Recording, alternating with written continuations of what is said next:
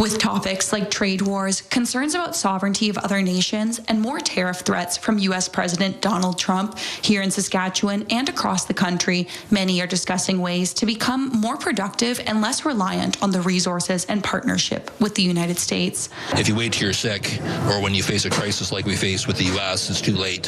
So I think the things we have to do now lay the groundwork for future crises as well as getting us through this current crisis, which is to be as competitive as possible, build resilience, build the infrastructure we need, build the workforce we need so that we can survive the highs and the lows of the markets. Hosted at the University of Saskatchewan, experts gathered to discuss agriculture, energy, minerals, and how those three resources can strengthen Canada's economy. Saskatchewan's actually kind of an epicenter for a lot of the big trends in the global commodity markets here, so it's a great place to come and do this event. The event is part of a larger initiative led by Calgary's School of Public Policy, intended to address the long-term declines in productivity, which were previously discussed at Canada's Productivity Summit in 2025.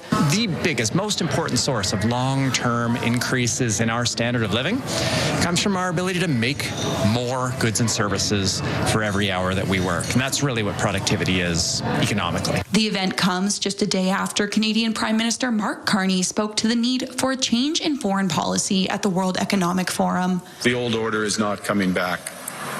We shouldn't mourn it. Nostalgia is not a strategy.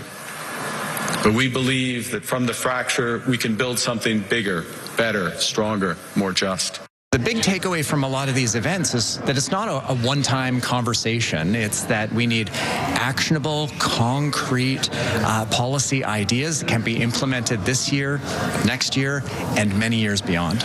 This session is the fifth of 6 events to be held across Canada, with the next session set to take place in Toronto with a focus on innovation and technology. Hallee Mandryk, CTV News, Saskatoon.